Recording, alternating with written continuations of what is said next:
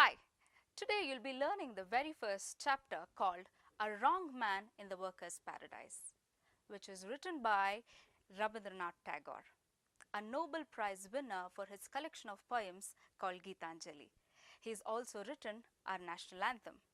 Now let's get into the lesson.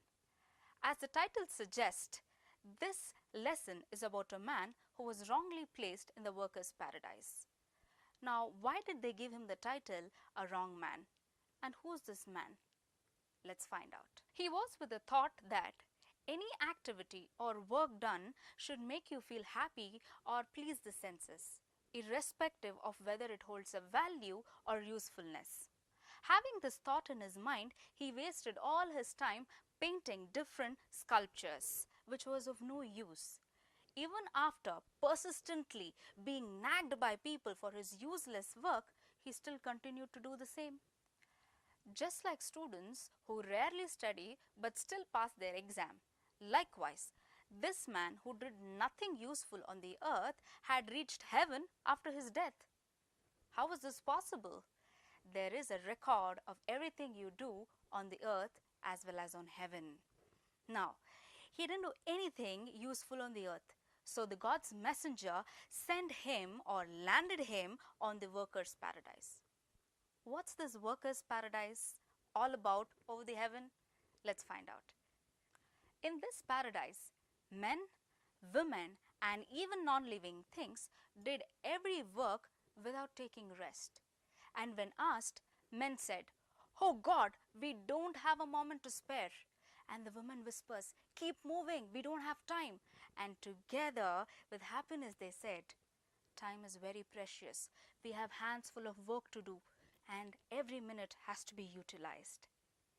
But this newcomer who had just arrived did nothing as these people did and was not fitted into this paradise.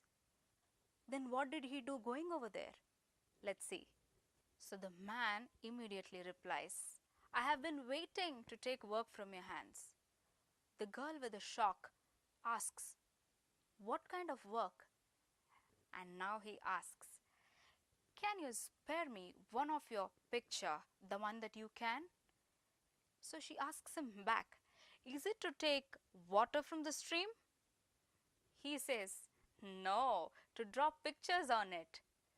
The girl gets angry and replies, "I have no time to waste on such things as you. I'm going," she says, and walks away. Every day they met, and every day he asked her, "Girl, can you give me that jar? I need to paint on it." As usual, she ignores. After his continuous efforts, finally the girl gives him the jar.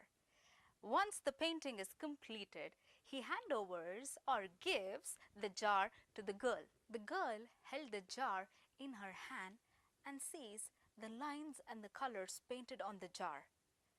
And she finds there's no meaning and purpose for this.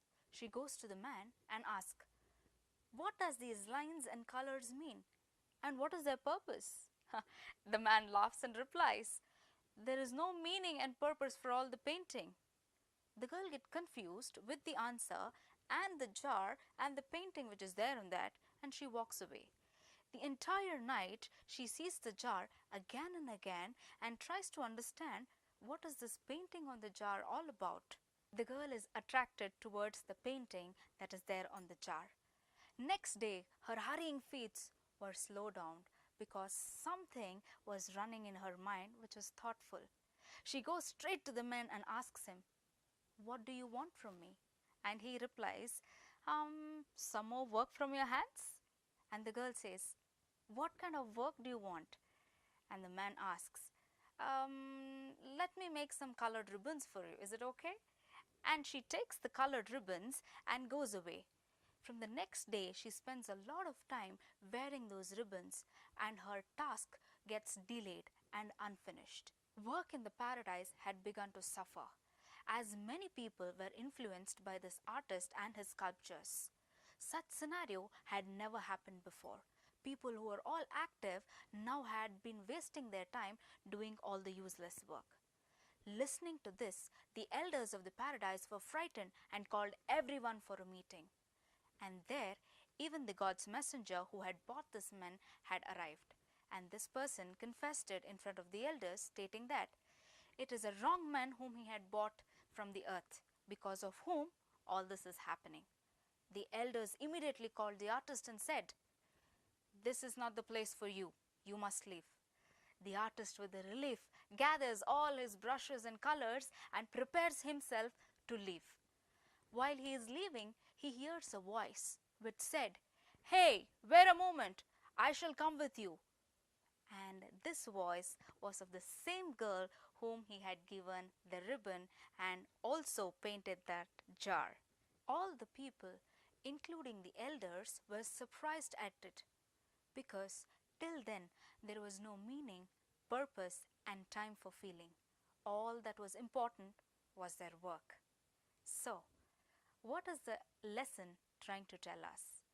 If you have a passion or a talent, and if you're committed to it, never let it go, because one day success will be yours. So, here ends our chapter.